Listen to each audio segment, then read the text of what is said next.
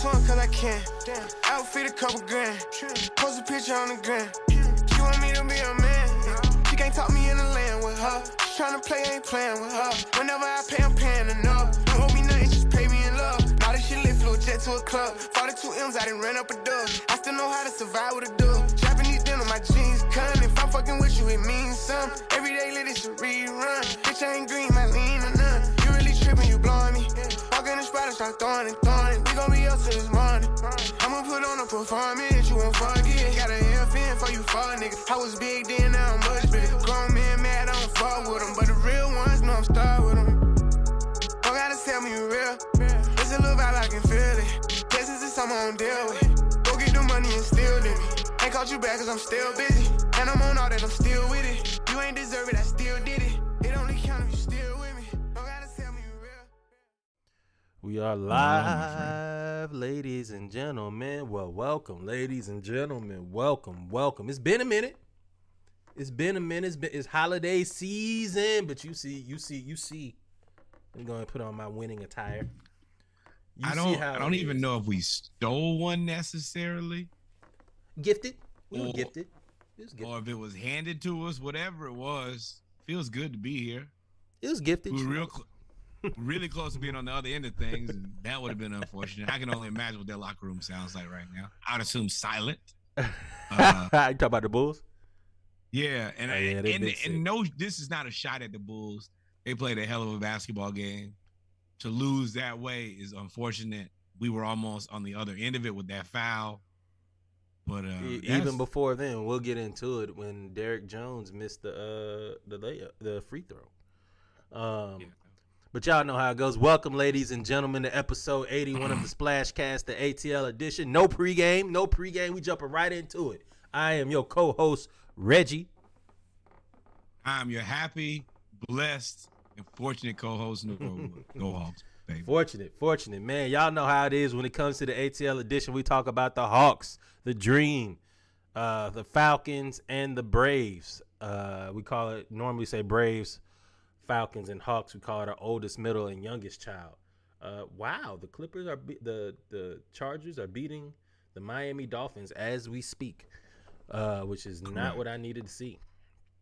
With that being said, y'all know it is Norwood. How you feeling, man? How's your weekend? My weekend was great. Falcons did not lose this weekend. A win is a win, baby. So a loss is a win. Yes. A loss is not a yes. We did not lose this weekend, and the Bucks lost this weekend, and the Hawks won today. I will take this as a successful weekend. Big W's around here, dog. So we actually on this show is gonna be mainly Hawks focused. You see it. Shout out to AJB with the apparel. ATL ho. Yeah, let's keep it real here. Braves are in off season. Falcons have a bye week, and it's just the Hawks. We're gonna cover a couple extra things in here, a couple talking points, but for the most, this is the Hawks podcast. Sit down, relax. Let's get to it. Right? Yeah, man. So let's get started, man. Let's start out with the Hawks. Wait, hold on 1 second. Like, follow, subscribe to Splashcast at Ludacris, at Atlanta Rays, and at the Splashcast. On all your DSPs. Y'all know the Hawks this last week, man, we have had actually 1, 2, 3, 4, 5, 6, 7, 8, 9, 10. The last 10 games, the Hawks are 3-7.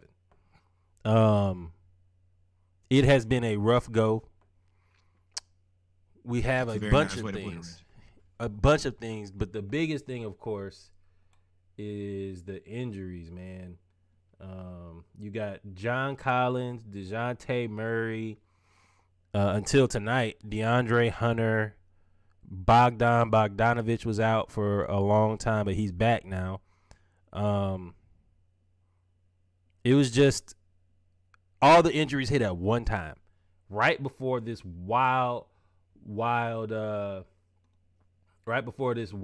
schedule that we had, where we played Cleveland, Sacramento, Houston, Miami, Philly, Orlando, Denver, OKC, New York, Brooklyn, and Chicago. I think 7 of those 11 games are against contending teams, maybe 8. So that it started out tough.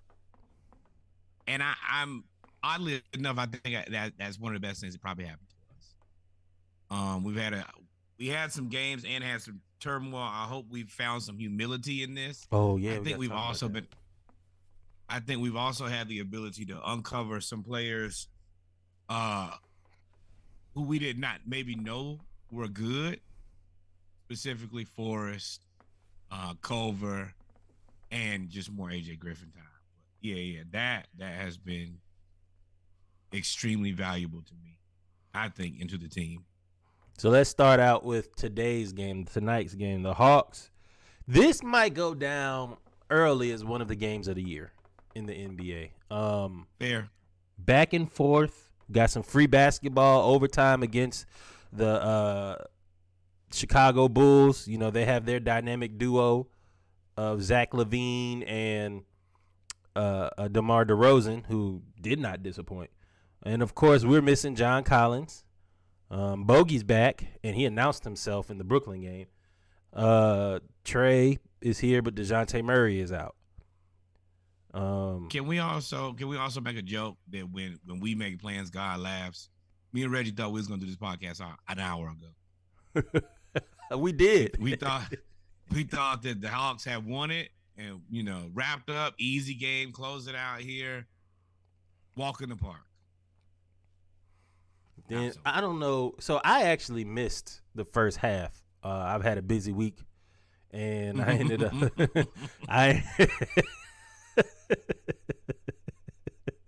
I've had a busy week, and I had the opportunity. I actually stayed up all night last night doing some work, so I had the opportunity to either watch the first half of the game or go to sleep, and I decided to go to sleep. So those decisions had to be made. Yeah, because I got to get up, and I'm on call for work. So I was on call for work, and a giant customer. Yep, a giant customer. Watch yourself, Kev. A giant customer went out of power. And y'all know I work for the power company. I went out for the power company. This is great. So I didn't really get any sleep between working at home and working at work. I didn't get no sleep the past 2 days. But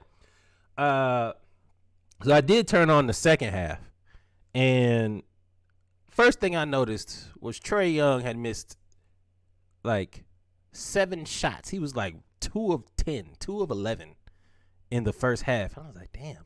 But we had the lead. Did you watch the whole game? I watched the entire game. What happened in the first half? Now, I will say it looked like he was wheeling and dealing now. He had 14 assists.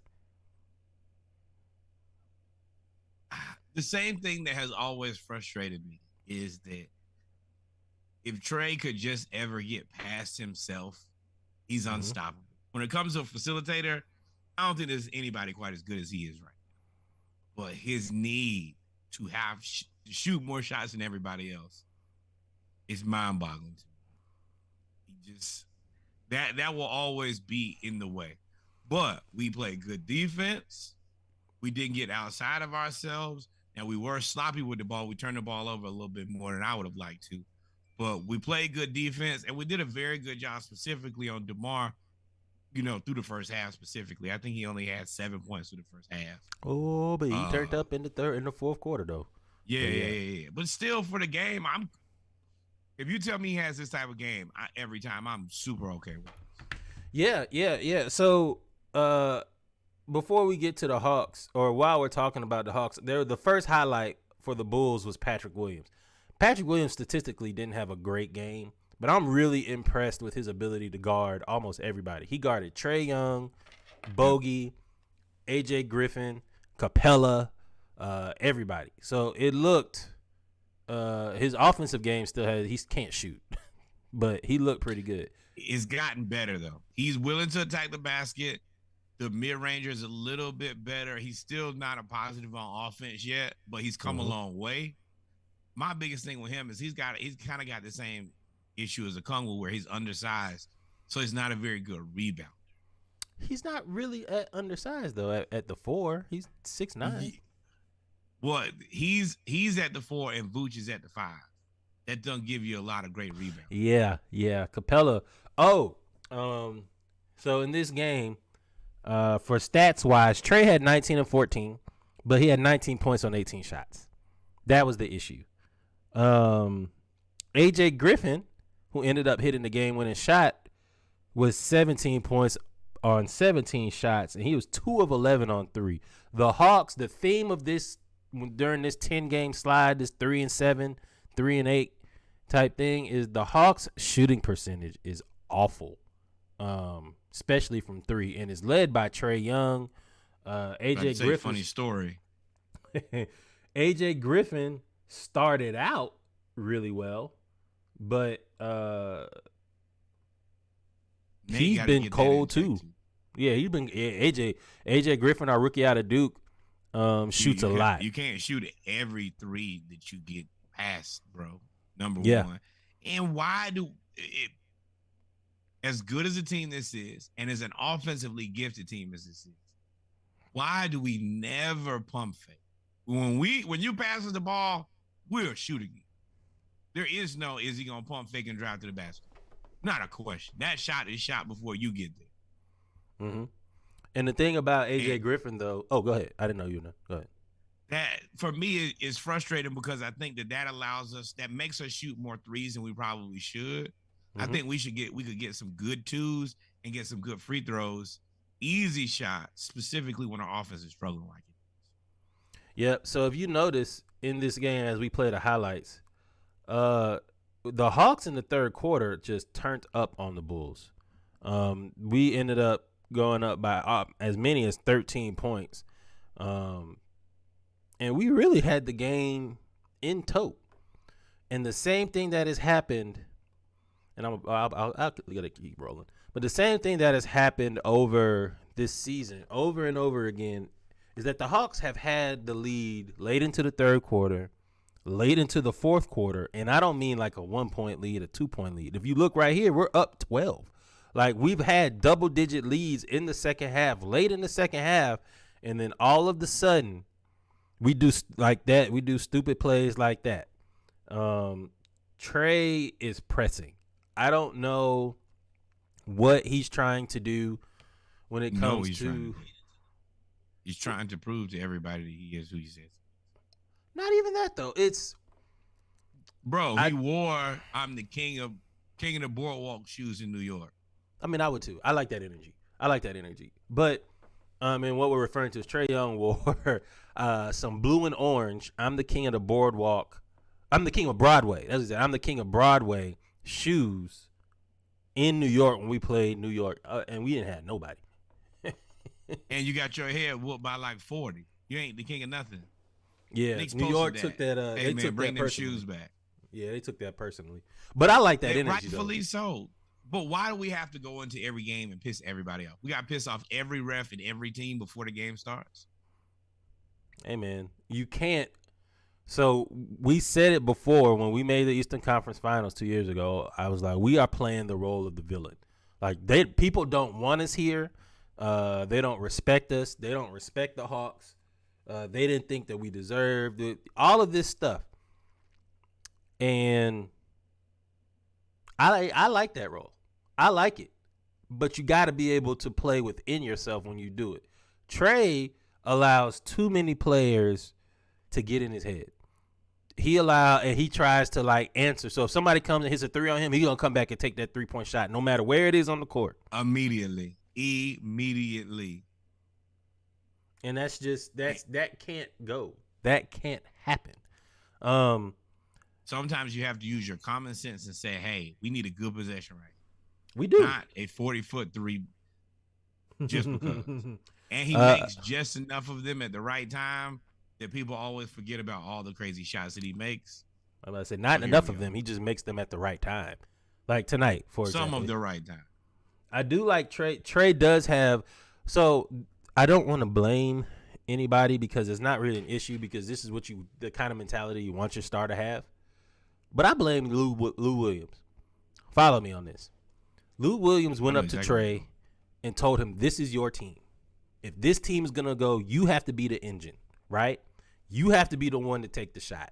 You have to be the one to do this. You have to be the one to do that. And he's taking that to heart. The problem is Trae doesn't take good shots. And when you don't take good shots, you become not a curse, but you become an issue. You become that's the word. You become a liability. And we are missing so much shooting. When you have Bogey hurt and you lose out on Gallo, those issues you missed so much shooting, and he didn't trust his teammates. To me, you could tell he doesn't trust his teammates, and he was pressing. Yes, and that has become more evident than anything now. Mm-hmm. There is no trust either with the GM and the players he picked. There's no trust in doing what the coach says. There's no trust in the actual players, because even how DeJounte said after the game 2 games ago or 3 games ago when they beat the Nuggets, he was like, you got to pass it to the players who haven't been playing because they've been practicing with us. That's all we got right now. Mm-hmm. But Trey, if you haven't been out there, he is looking you off. And if he don't really want to give you the ball, he's still looking you off. Man. And you see what happens. We're a very difficult team when the scoring is balanced. We're a very difficult team to stop. Yeah. So Trey, and the thing is, Trey is dangerously getting into Russell Westbrook territory. He's averaging 28 points a game, if you round up. 28 points a game, 3 rebounds, 10 assists, a steal, and half a block. Well, a steal. I won't say the block. The problem is when Trey goes nuclear, 33 points, 35 points, 40 points, nobody else gets involved. And it was most evident. I know we talked about the last few games, but it was most evident in the Houston game where we lost against Houston in Houston, where Trey and DeJounte went for like 80 points. And we lost 128-122. Trey had 44. DeJounte had 39. But we didn't get John Collins involved, who actually had a really good game the game before that against the Sacramento Kings. And when you do that, you isolate everybody else. And for the first time, and I told you we was going to get into this Trey Young, Nate Robinson beef. For the first time, Nate said something. He said something. And I don't care what y'all say. We're not privy yet to be in the locker room. We're not privy yet to be in the media room. And they're saying it was a private matter. There's no way that Nate has not addressed Trey Young and DeJounte Murray playing 2-man ball. It was nice. It was fun to watch until the rest of the team started going off for Houston. And now you telling everybody else, okay, now y'all shoot it. We haven't shot since the second quarter. You can't do that. And immediately after that, the difference that I see in Trey Young and DeJounte Murray is DeJounte Murray owned up to that. In the next game, we ended up playing Miami, and we got Collins involved. Collins had 23 points, 14 rebounds against Miami. But Trey was aloof. When he doesn't have the ball, when he is not in command, he just stands in the corner, kind of like some of these other players that pout. And that is the unfortunate part about how good our team could be. What are the chances that you could have Trey not be the first, not shoot the first amount of shots, not shoot the most shots or the second most shots, and you still get a locked-in Trey? What do you think is the probability of that actually happening? Well, I'll push back on you with that. I don't think Trey needs to be the one to not shoot the second most shots. I think with DeJounte Murray is, James Harden. Good point. James Harden does that. DeJounte Murray is a pass-first point guard. When I say pass-first point guard, he goes and he gets his shots, but he's always looking for somebody else first, and he force-feeds John Collins, evidenced by that Miami game. Trey Young is not a pass-first point guard, but he's the best passer on the team. One of the top 5 passers in the league, maybe. Which is the most frustrating part about it. And what I'm saying is, like a night tonight where he's 2 of 11. At some point, you see that Hunter has it and Bogey has it. Why do you continue just to press for no reason? Yeah. We are. That's my thing. When Trey has 10 assists or more, we're 11-2. 10 assists or more, from what I see, 1, 2, 3. Yeah, we're 11-2 when Trey has 10 assists or more. The numbers, I know everybody hates analytics and Charles Barkley and TNT and all the people say, y'all don't know basketball, the nerds, this, that, and the third. But the numbers are the numbers. When you average 10 assists or more, and every time he's averaged double-digit assists, he still gets 25 points, 23 points. And I hate to say it, but the 10 assists are not – he should average 15 assists. Easily. With all the shooters. He's getting 5 people open. 5 people, the other 5 are you're passing to a person who's a very good scorer. Yep. So, yeah, you get credit for it, but this is a high probability of you getting assists, the play that you're making. Especially the way the offense that we run. We run pick and roll iso ball and post. That is our offensive package. And when you run pick and roll and you have Capella rolling to the rim, I don't like that Nate sticks John Collins in the corner. I would rather put John Collins at the elbow, more like Kevin Garnett. I'm going to forever say that. I know I say that almost every episode, but it is. I would rather have John Collins shoot the 2s than the 3s, and then let Bogey, 100%. Griffin, and who's our other shooter? Bogey, Griffin. DeJounte is more of a mid-range shooter than they do John Collins. John Collins can hit the 3 at 40% clip, but he's way more effective. You don't need to shoot going. 7 a game. Just let him get going. Go ahead. Yeah, let him shoot 4 a game. 7, 8, 9 3-pointers is too many 3-pointers. He shot before he got hurt. He shot 11 3-pointers that game when he got hurt. 11. Exactly. That makes no 4. sense. That is Nate. But like I said, nobody on this team is willing to pump fake and attack the basket and try to dunk on. No, Don't matter if you actually even do it. Just shoot the free throws. Damn, we're a good free throw shooting team, minus Clint. Shoot the free throws. But this is not the rain on Trey parade. But it's just these are some observations that we've seen over the season. Play terrible. Over the season. I think I don't know about the shooting. I do see that we miss Gallo really, really badly, and not even from just the shooting perspective. Gallo, shot creation. Not even from shot creation. Gallo got ice in his veins. Trey makes very bad decisions at the end of the game because he's so small and he's trying to get in and distribute, but he dribbles himself into the corner, into the baseline every time because that's the offense we run. Versus if you run pick and roll, have somebody cut, he could then step back, hit the 3, etc. When you do that at the end of the game, they know what we're running. At the end of the game, they know we're going to run it because that's our bread and butter. Like tonight against Chicago. And he dribbles himself into the corner, and he's only 6 feet, 6'1". Now, I'm going to give you a little bit of pushback. Now, I'm going first respect. The Italian Stallion was if we did not have anything, you could just chuck it to Gallo, and Gallo will fix it. But I will say AJ Griffin has made 2 game winners already. So he is a candidate for Ice in His Veins of the Year award. And DeJounte Murray is too. Whether we're up by 15 or down by 15, he is going to continue to play and try to play us into a game. DeJounte got a little bit of Trey in him too now. When he get going, he gonna keep shooting too, but he's very aware of it. Yes. And after the game, he will atone for, hey, man, you know what? I got a little crazy out there. Because that's what happened in that Houston game. They made it personal. Mm-hmm. And when he hit Buddy on the head with the 3, pow. I was like, ooh, they about to score 100 points. And go home. Like, you guys trying to bully everybody and piss everybody off every night.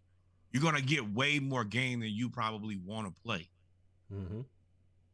But now, let's talk about the Denver game. I think it's the Denver game. Is that the game he sat out? Was it Denver? Yeah. Let's talk about the Denver game. DeJounte Murray, 34 points, 8 assists. We beat Denver, a full Denver team, full arsenal. Nobody was hurt. They had everybody playing. I believe unless they have somebody that was hurt out for the season type thing, but no little like nagging sprained ankle or nothing. And we beat them very handily. And when I say beat them, we had them we led almost the whole game. Nikolai Jokic played pretty. We kind of held him in check actually. Well, I say held in check from what you can do with Jokic. He had 24 points, 10 rebounds, 8 assists. That's actually holding Jokic in check because he could score 30 easy. He could score 30 easy. But and then Jamal Murray had 20 points and 7 rebounds, but everybody 20 points and 7 assists. But everybody else didn't really play that well. Bones Highland had 16 and 2. Brown had 7, 3 and 3. Aaron Gordon had 14. Whereas on our side in that game, DeJounte 34 and 8, AJ Griffin 24 and 3, Culver 10.7 rebounds, 4 assists. Where was he at tonight? He didn't play. He was on the bench. Nate played the Holiday brother instead. Forrest and the Holiday brother. So with Culver fouls a little too much for Nate, but he gets all the rebounds. Culver averages like 8 to 10 rebounds a game when he plays now. Hey, I'm going to tell you right now. First of all, from day one, I know them boys on the bench been looking at them Holiday brothers like, boy, we finna eat y'all lunch. I'm going to get my shot eventually. Y'all know the man, so he going to give you the first right of refusal. But let me tell you, everybody on the bench has to know that they're better than the Holiday brothers. And Tyreek just scored on a bum and on a bum ankle. You saw him limping to the end zone. He fastened everybody with a bum ankle. But the thing about the Holiday brothers, those minutes you say that are the minutes that are for lunch, well, Justin Holiday's minutes are gone. They ate those. He doesn't play. He is strictly part of the 3-point shooting lineup when we need to take a 3-point shot at the end of the game or somebody's hurt. Other than that, his minutes are gone. Now Aaron Holiday, I like Aaron Holiday. Yeah, I like up the whole way. He's still a little wild. He's a little overconfident. Yeah, but for the most part, I like his ability to play defense. And he knows his limitations offensively for the most part. He will shoot. He can shoot the top of the key 3. He can shoot that all day. He hit a couple of them today. But he picks up, and he made life horrible for Kobe White. Horrible all game. And he, even if he picks up all court and he's getting scored on, he makes everybody tired. He makes everybody on that team tired. So he's not, let me be very clear. He's not DeLon Wright. He's a good substitute for DeLon Wright. I would say he's similar to DeLon Wright. It's just DeLon Wright is 6'5", and he's 6'2". Like we are the Smurfs. Reason I'm saying it's not a 1-for-1, but trying to, especially as good as DeLon played and then wanting to be under the cap, it's not the worst thing in the world. It isn't. But, it is. And we miss DeLon. We do. I wouldn't mind getting them back, but we don't have the cap space for it. But let's get into this Nate trade. So we talked about the Denver game. Trey decided to not play. The story is Trey wanted to get treatment on his shoulder versus go to shoot around. Mind you, Trey is having a career low in shooting percentage. And Nate was like, what? You ain't discussed that with me. I'm the coach. So there's already a power struggle there because Nate doesn't necessarily like how Trey plays at times. But Trey is the owner's boy. He brings in the tickets. He brings in the money. And at the end of the day, this is a business. And we've been calling for this for a long time. We wanted Nate and Trey to have a come to Jesus moment. I didn't think it was going to be over a shoulder injury and a shoot around. And everybody's trying to make it, and that's what it is. But that's not what it was. That was the icing on the cake. That was the camel that stroked the straw that broke the camel's back. That was Nate drawing a line in the sand. And that's the reason I think that even the way that he worded what he worded, he said that I would never tell a player not to come to practice. Now, what I assume, and once again, this is an assumption, he didn't tell him not to come, but I think that most coaches will allude to the fact that, hey, starters come to shoot around. You do not come to shoot around. Come off the bench. Then the players who play for the Atlanta Hawks, they do not come to shoot around, come off the bench, or they do not come to the game. And I think that Trey understood that that Nate wasn't talking to him specifically. This is the team policy. And I think he understood the policy, and that's the reason I think he took his ass home, which was a problem. And then the next game, Trey came back with 23 and 10, and I lost to OKC. But Shai Gilgeous-Alexander right now. I'm not even mad about that loss to OKC because SGA right now is playing out of this world. Him and Zion are probably going at it right now for, I don't even know what I was. The fact they're playing this, what they're in the early season MVP conversation should tell you enough. So after that little spat, the Hawks ended up losing 3 in a row. Lost to OKC at home, a game where we lost the lead, gave the game away. I think that's the game that John Collins got hurt, if I'm not mistaken. It might have been the game before that. And don't assume that the spat is over, because I don't believe that we have come to the end of it. I think we're still mid-spat. It's just quiet right now. I don't think they came to a resolution. I don't think that Trey is super happy right now. I don't think that I'm not sure how happy ownership is with Trey right now. So I think ownership is not happy with Trey. Life, Go ahead. but I don't think that anybody is happy with Trey right now. Well, ownership is not happy with Trey. This is how I know ownership is not happy with Trey. They came out and said 3 things. 1, Nate is not going anywhere. That was the first thing that they said. Clear. They made that clear, abundantly clear. Yeah. Wow, Justin Herbert, what a throw! Run, keep going. So they said 1, Nate is not going anywhere. 2, we do not like to talk about public. Say something about private matters publicly, and the team needs to come together. But Nate is in charge. 3, and this was directly at Trey. Trae Young, is rumors that Trae Young, they were not happy with his maturity and his leadership skills. What's the things that we've been talking about on this podcast for the last 2 years? Trae Young needs to improve his leadership skills. He's not a leader of men right now. And 2, his maturity seems to pout a lot. And ownership called him out about it. Which is the same thing that Chandler Parsons said. Says that Trey has to grow up, which has always been my big issue with Trey.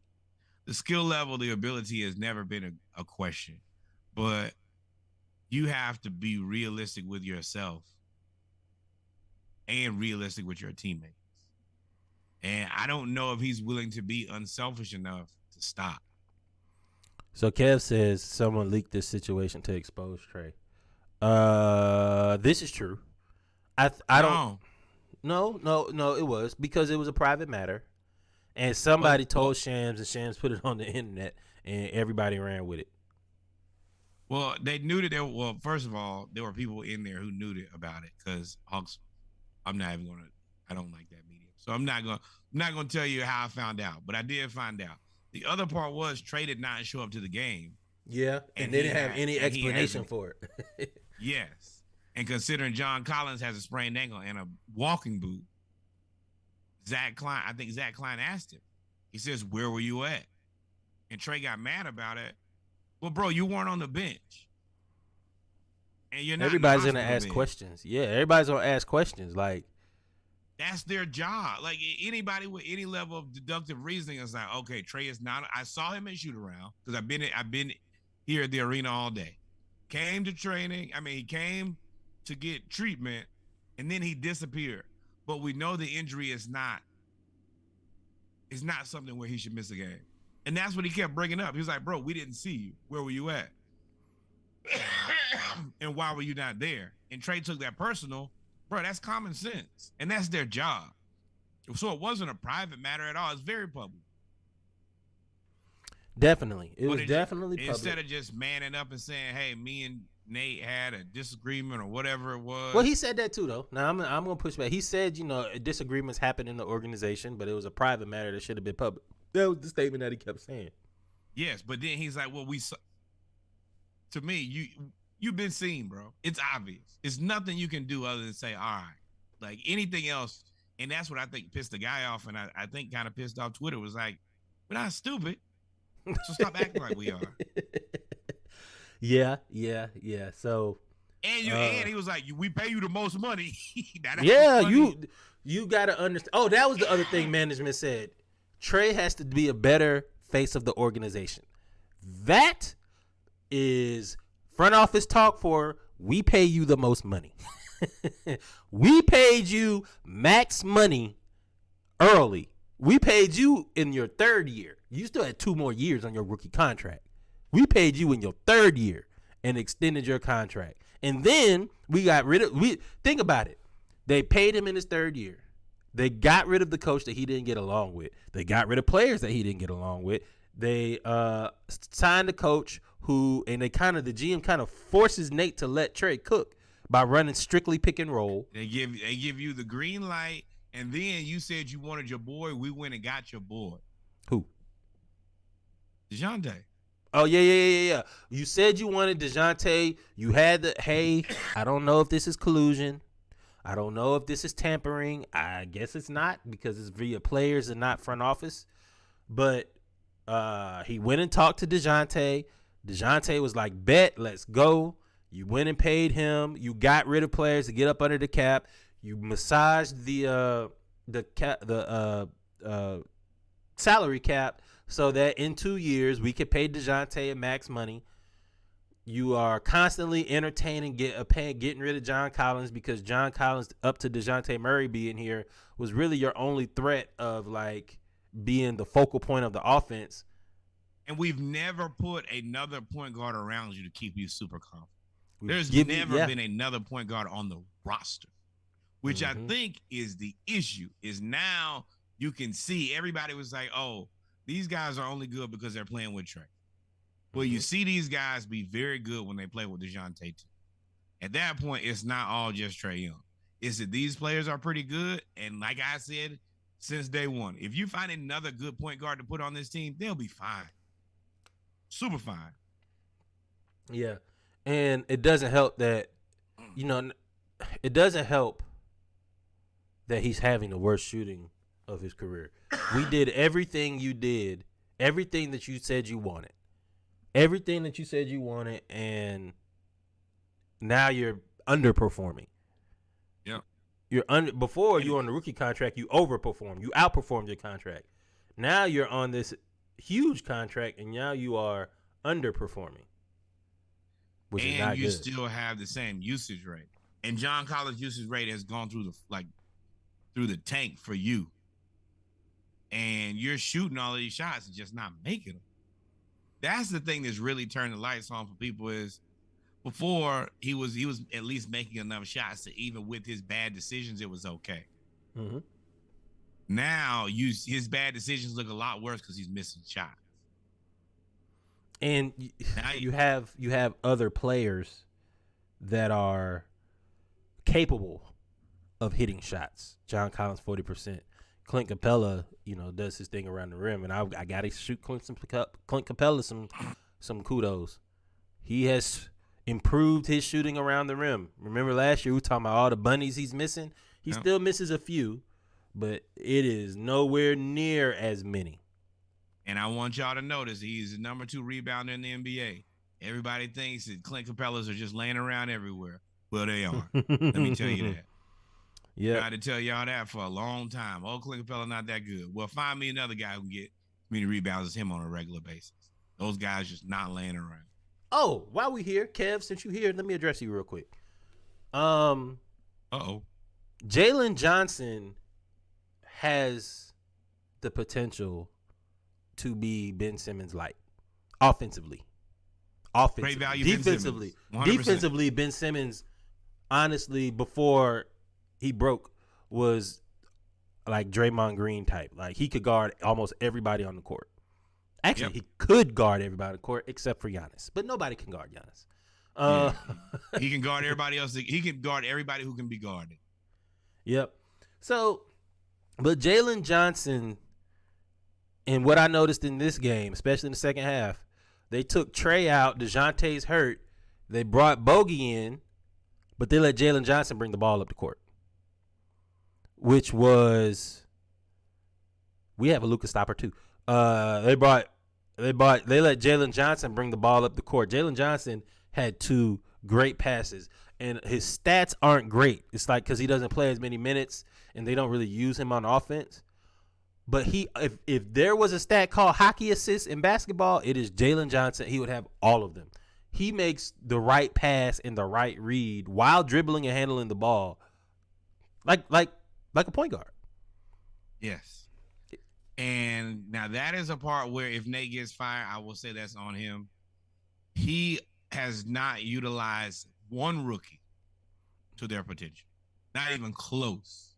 Till this year. Okongwu, no, hold on.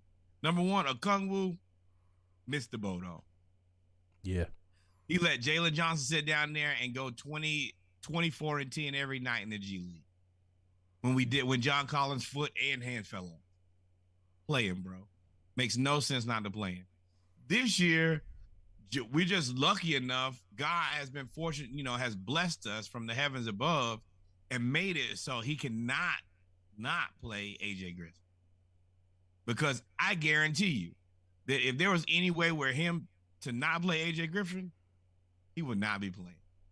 But AJ has already hit 2 game winners. As unbelievable as it was, he shot 50% from 3 at Duke. He's what we paid for. Getting him at 17 or wherever. He is outplaying his pick right now. Well, fair. But what I'm saying is he's good as advertised. Yeah. You think that a guy in college shoot that well, you're like, oh, you won't shoot like that in the pros. He's actually, you know what? You're right. He's outplaying this year because he also just plays smart basketball. He's shooting 34% from 3. DeAndre, the only 2 players there's out of the players that shoot that many threes as he takes, because he takes 5 3-pointers a game. So there's only 2 players that take more threes than him. And well, now it will be 3 with Bogey back, is Trey and DeJounte. Trey is shooting 28.9% from 3, y'all. DeJounte shooting 36. They reference that to a Josh Smith season, so you know that. Josh Smith averaged that for his career. And I'm going to let y'all know that was some dark days in Atlanta because we used to boo when he even got the ball outside the paint. And it was frustrating with Josh Smith. It's the same. Good thing. Good point you brought that up. It's the same frustration with Josh Smith that we have with Trae Young. Josh Smith played 3 games in a row where he averaged almost 30 points a game, 10 rebounds, and 2 blocks, and like 3 assists and 2 steals. Because he never shot outside the paint. Ever. And then he just decided to start shooting threes again. And he was shooting 20. To average 28% means that you shoot 30% one year and below 28% the other year. To shoot below 28% is bad. That's bad. And to keep shooting is bad. But it's the same thing. Oh, go ahead. It's the same thing. Eventually, same thing with Trey. We just play intelligent basketball. If Trey just decides to be Steve Nash and stop trying to be Steph Curry, he will be the best point guard, a top 3-point guard in the league. I would say best because Luka right now is he's 6'8". So he's Trae Young, but 6'8". But this is the thing. Trey would get more credit because this team would be better. Mm-hmm. If he ever played like that, we're a top 3 team. John Collins is shooting 21% from 3. Because he's shooting too many. But he's shooting 50% from the field. I don't know why they won't allow him to shoot two. It's mind-boggling to me. But it's frustrating because you see how this team could be very good. Mm-hmm. You see Trey. He could be the best facilitator in the NBA if he allowed himself to not have to shoot every shot. DeJounte Murray is as good as advertised offensively and defensively. I actually think he shoots a little bit better. He's better than advertised. I think he shoots better than we believed. And that defense and his ability to just stay in the game is invaluable because we don't have everybody else involved. He's averaging 2 steals a game right now. Which leads the NBA. Also, that's another thing. Trey is top 3 in assists. Like I told y'all, Capella is 2nd in rebounds. And just like you said, DeJounte Murray is number 1 in steals. Yep. It's a lot of important category to have guys in the top 5 to be a mediocre team. that ain't gonna cut it. Now You're that right. is what's gonna get Nate fired. Yep. Because they're gonna say these guys look too good on paper, which they do. Yeah, Nate. Now, Nate, I said this, and I'm not trying to prophesize, and I don't know if I said this to you or I said it on the podcast. If I did, I'm sorry for repeating myself, but I'm not. I see this going the Golden State way. Golden State made that playoff run with Mark Jackson. He got their defense to be really good defensively. Then they fired him because offensively there was no reason that some of the teams that they were losing to, there was no reason for them to lose to some of the teams that they were losing to.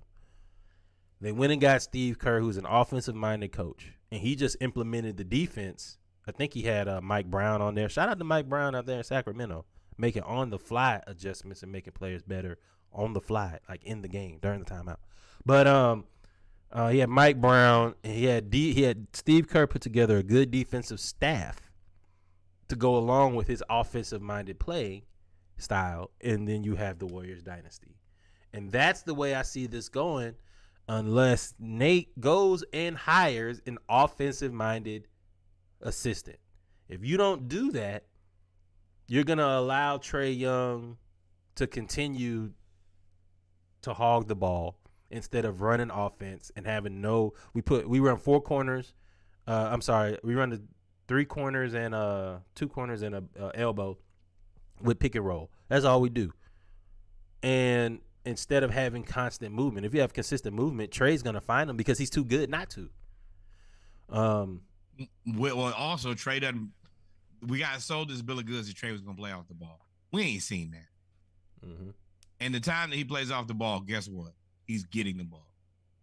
Yeah, and he's waving people off that have mismatches. Now, in the beginning of the season, I noticed that the Hawks, I said it multiple times, the Hawks were taking advantage of mismatches. We was passing the ball into John Collins, Okongwu, and Capella, and Hunter. Whenever anybody was too small, we go right down there.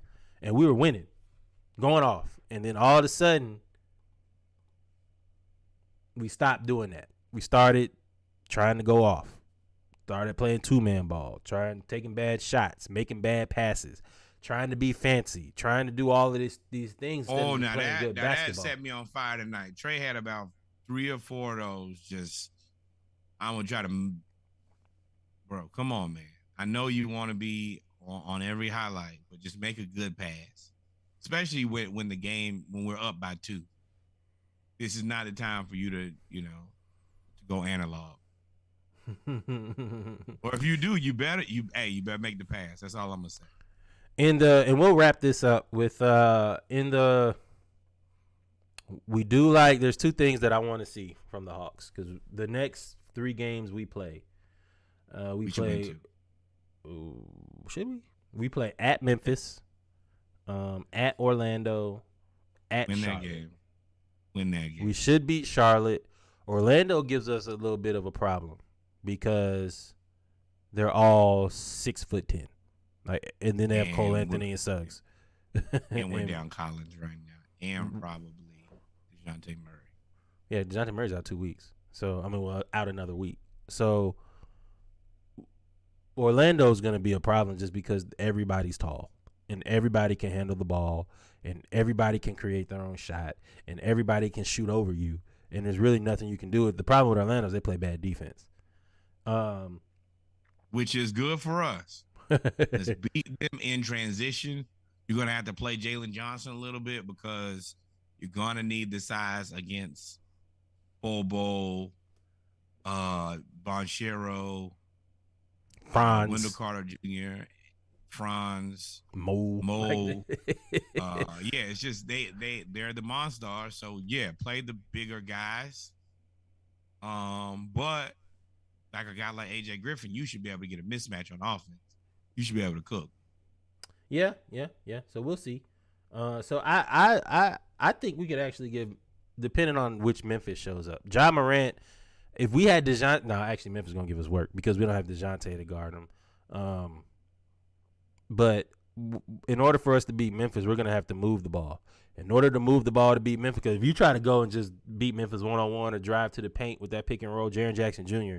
is still Jaren Jackson Jr. Your man, DeAndre Hunter, worked out with Hoodie Mello. He still does not pass the ball. He does not pass the ball. It is cook it. Preacher Man coming back? Wow. They get Preacher Man back.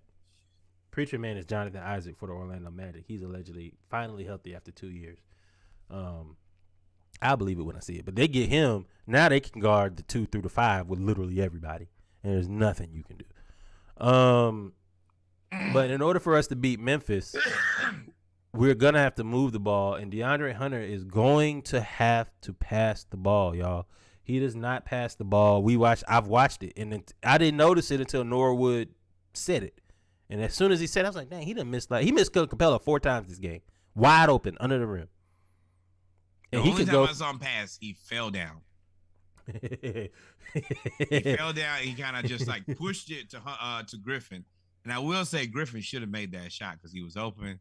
But he was probably surprised that Hunter actually threw the ball to him because every time Hunter gets the ball, he's going to either try to go to the basket, which I don't hate, or he's going to shoot that jump shot. But it's over with him. Yeah. He should be the last, until he learns to pass the ball, should be the last option. But against because he shoots well enough. Against Memphis, he's gonna. This is his game though. Memphis is his game. If you want to get all the shots, this is when you get all the shots. This is Memphis. Now I do like that we got Bogey back. Bogey came back and they said they're gonna put him on a minutes restriction until he hit 5 or 6 3-pointers against Brooklyn, and that minutes restriction went right out the window. And I do think that it is unfortunate for DeJounte to be hurt right now, but I think that Bogey coming off the injury right now and getting thrown right back into starting basketball, I think is going to give him a confidence boost. And then once you get DeJounte, I think that gives everybody their own time to get their own confidence. I feel like AJ Griffin, his confidence should be through the fucking roof by now. He hit 18 shots a game. He shot 18 shots. You got to have confidence as a rookie to go 7 for 17. But I mean, you gotta think. Come on, man. So, I mean, that means you have a good 5.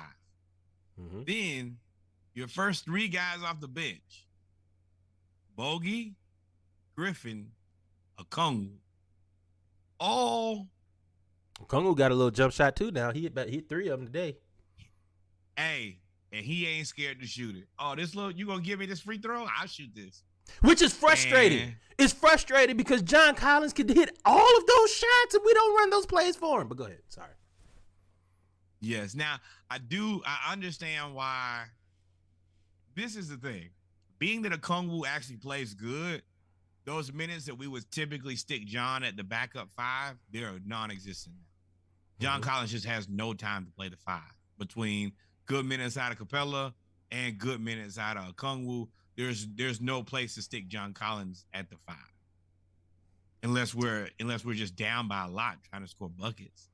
I put that on coaching because I think you could run John at the 5, Jalen at the 4. But when? That basically puts Capella and that puts Okongwu on the bench at the same time. It depends on who you're playing. It depends on who you're playing. But John also got to get in the weight room. But to say that we do play those 3 games, you said you got us going 2 and 3 before we come back home and play. Yeah, we play Chicago again. They're gonna try to kill us before we get right before Christmas. We play Orlando, Chicago, and Detroit. That is if there is a better. I don't think there's a better way to end out the season.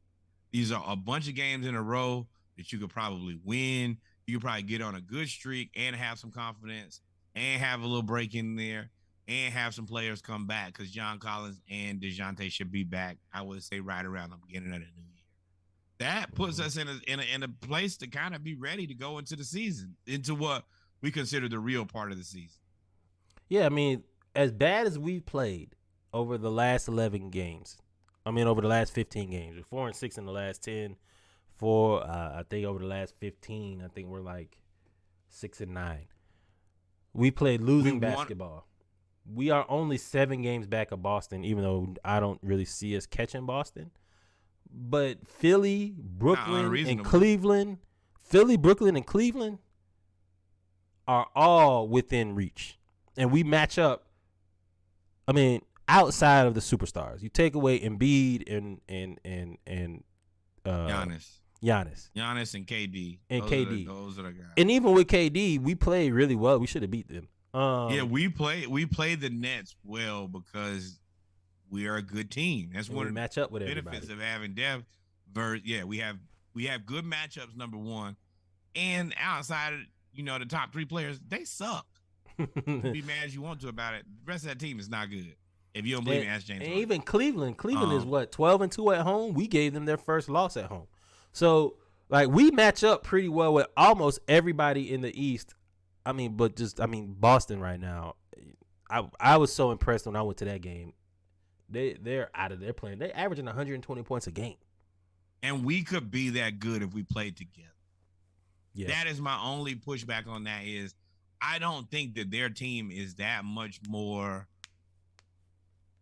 skilled than our team. I don't think that their players are that much better than our players. I think they have a pass first point guard though. So Boston is kind of built like in the old way where their point guard isn't a scoring point guard. It can be, but Brogdon and Smart are defensive, 3-point shooting. They're smart, like intelligent. Let me say that. Basketball point guards, and their scorers can get their own shot, right? Jalen and Jason, and then you have Grant Williams who's shooting a career high in 3, of course, contract year. Normally that's what you do. And they don't even have Robert Williams back. Now that is the scary part about that. So they're built really well. And we'll have that I'm Udoka conversation later on. Was it I'm or was it them? It looks like Missoula says, "Hey, I can drive this car, player.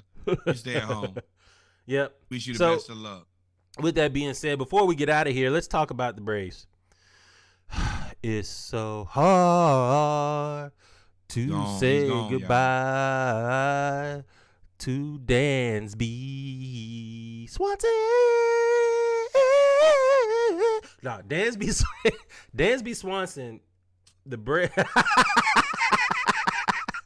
Braves offered Dansby Swanson basically a $16 million a year contract that averaged out to 6 years, $100 million, I believe.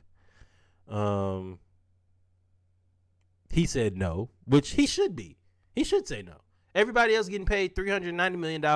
I know Aaron Judge is really good at $360 million and all, but when the dude from Philly got 300, I was like, well, Dansby got at least 125. But Dansby even countered and said, I want 140.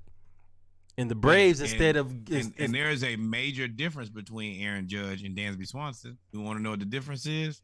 A championship. So yeah, don't forget about that part.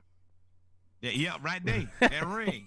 So I'm not gonna let myself get emotionally attached because I listened to what Snicker said in the interview.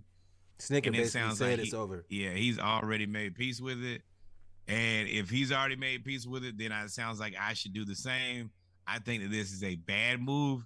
This move has already been attributed to Alex Anthopoulos. Now, the one thing that I will say, where he does get a lot of bail is he's put together one of the best teams in MLB, put together a World Series team. System.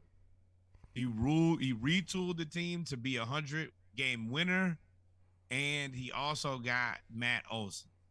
So at this point, while I don't like what's going on, and Vaughn Grissom and Rookie of the Year and Strider, the Rookie of the Year, and the second place Rookie of the Year. Strider. So yeah, yes, which Dansby is very frustrating, specifically after we lose Freddie the way that we did. But until we don't look good, we can't really be mad. No, you can't. But you should be able to negotiate. Like what I see with Alex Anthopoulos is that he has a number, and Alex Anthopoulos will be like, "This is the number, and I'm not negotiating it." Which I understand that for players of a certain caliber. With Dansby though, you gotta negotiate. If I'm offering you 100, he's offering me. He counters with 140. What does that mean? The middle is 120, and that's obvious with what they wanted, which is the same thing Freddie wanted. Freddie, we wasn't even about the money. Freddie just said, "I just want to have the 6th year. If I get the 6th year, I can retire here, and I'm done." And Alex Anthopoulos said, "We're not doing 6 years." Well, and I hate to say that's it, an issue for me. Especially looking at what Aaron Judge gets paid, is $40 million. Is it really worth keeping your $40 million and not having Freddie Freeman and Dansby Swanson? That is the golden question. And I just, in my, whatever it is, an extra $40 million in baseball terms, bro, you lose. And how many times do you get lucky? Say this Matt Olson thing works out. Do you really have that much confidence in yourself again that you can go get the number one de facto leader of this team and go find somebody else?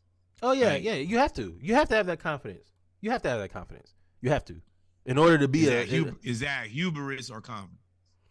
Well, World Series championship, division lead, rookie of the year, second runner up, multiple Gold Glove, Cy Young award.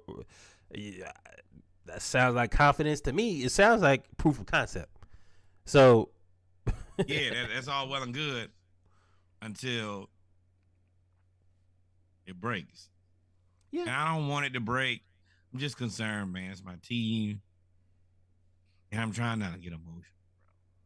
So, I said it's so hard to say goodbye to Dansby because it looks like Dansby's probably going to be out of there. So that's our Braves news. Dansby looked like he's about to leave.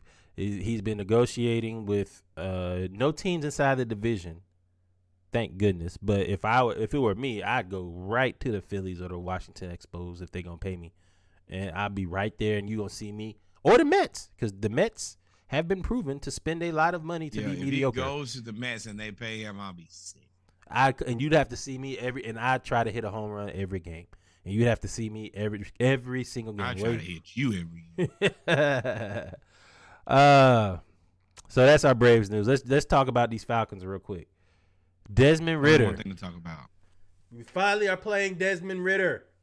They have benched Marcus Mariota. Not only did they bench Marcus Mariota, they signed a quarterback off the practice squad from Tennessee, which means Mariota, they were just disgusted by him. And I mean, his passing, he had 167 passing yards against Pittsburgh, 174 against Washington, 131 against Chicago. I mean, an NFL quarterback passing for 131 yards is atrocious. I don't care who is on your team, including Justin Fields. I know y'all, what about Justin Fields? Passing for 131 yards is atrocious in the NFL. It's unacceptable. We can't use draft capital for you give us that or not. Nope. But I mean, congratulations on doing this 100 weeks too late. I've been asking about this since probably week 4, which means I was right. It just means that you were stupid and hard-headed, which is fine because I can't help you make better decisions. You have to make them on your own time. I guess this is better late than never, and I'm glad that he did not wait too late. We're still in competition to win the NFC South and make it to the playoffs. Yeah, thanks because the Bucs lost.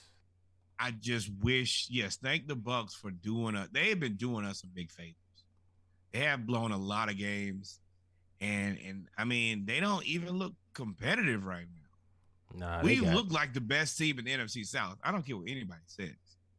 And I hope that Ritter can get it together and show us something on offense. We could just get a quarterback who give us consistently 275 passing yards. We would easily be in the playoffs. We would. Hopefully, I mean, our last 4 games, we play. Our last 7 games. No, 4 games. Our last 4 games. Dang, this season went by fast. We play at New Orleans, coming off our bye week. Big game, division game. At Baltimore, Lamar might be hurt. On Christmas Eve. Versus Arizona, very winnable. Versus Tampa Bay. We can win out those 4 games, and we'll end up. We are only. Where are we? We're what? 5-8. The Bucs are 6-7. I mean, they're only a half game ahead of us right now. Correct. Dang, sneaky. And we hold the Tom's games tiebreaker, is watched right? like his Botox job. Yeah, we all knew Tom had Botox. Hey, least of my words. But for me, it's frustrating because had you played Ritter earlier, we probably would be in the lead versus playing catch up, which is Think so? frustrating. Yeah. I mean, and I'm not a Mariota hater, but I think that everything that Marcus Mariota did, Ritter I can do. hope that Desmond Ritter could at least, if he can't do that much, well then go ahead and let's lose these games in the first place and go ahead and get us a draft pick anyway. That was always my end game is Mariota helping us win games doesn't help us move the needle further. If Ritter is not good, let us know he's not good so we can come up with a game plan. Yeah. In the division, unfortunately, in the division, the reason we're in third place behind Carolina is because Carolina quietly has kept us 3-1 in the division, and we're 1-3. The Taints are terrible. Oh, they the only team. Wait, hold on. Didn't we beat the Bucks? The Bucks? No, we lost to the Bucks. They cheated us. Oh, they cheated us. That game is so important now. Damn, that is terrible. Had we not got cheated in that game, we would be in first place. And I want to reiterate this. We have never been the worst team in the NFL all season. Not at one point, no matter when you look, we have never been the worst team in the NFL, like y'all said. I want everybody, I want the people in the front, and I want the people in the back to hear this very clearly. The Falcons, for this entire season, have never, ever, ever been one of the worst teams in the NFL. I'm done. Yep. So everything is in front of the Falcons. Everything is possible. If it seems like to win the division is the first team to 500. Whoever can get the 500 or more is gonna win the division. The bar is in hell. But with that being said, ladies and gentlemen, it's late. We appreciate y'all for jumping on with us this evening. We've come to the end of the Splash Cast, the ATL edition. We've talked about the Hawks in depth. The Braves said goodbye to Dansby, and the Falcons. Hopefully, we get Ritter. Ritter is comparable. Norwood, if we didn't miss anything, man, take us out. All right. Number one, and we will continue to push this until it cannot be pushed anymore. More black baseball. More black baseball, and happy birthday to my little sister. It's her birthday today. She turned 7. Everybody loves Libby. Number 2, more black cowboys and more black cowgirls. Number 3, and by far the most important, the historically black college that you went to, your cousin went to, your mother went to, anybody in your family or any of your friends, send some money over there. The historically black college and university in which the neighborhood that you live in, the one that you go to events, tailgates, all those type of things, send some money over there. Number 3, the greatest learning institution in all the land, the Hampton University. Send some money there. We're only asking for $18.68 for the year that Hampton was founded. That would be great if you send it on behalf of the Splash Cast or in conjunction with the Splash Cast. Also, while we're here, I just found out that Jackson State also is losing their defensive coordinator. He will be going with Deion to Colorado. So once again, support those guys. They continue to try to rebuild and figure out how to move forward after their team has been purged. With that said, we thank you guys for hanging out with us tonight. Good night. Adios, amigos. It's only one thing for me and Reggie to do now, and what's that? Hang out. Remember to like, subscribe, rate, review us on all your DSPs. The schedule is on Instagram. The latest Splash Cast 12-pack will be uploaded to Instagram, Apple playlists, and Spotify. You can find us on Twitter @_ or just go to the link tree. And our Instagram profile have everything there. Love y'all. Peace. Buenos noches. Arrivederci. Stay solid.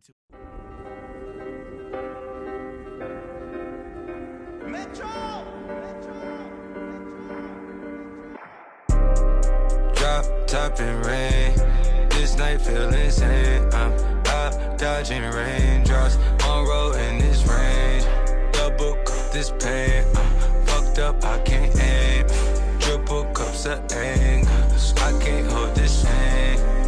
I throw a recoup it. I got a trick, I just had to do it. I mix up the jazz, I rhythm and blues it. It make you crash when you going through it. Pill, pop the pain.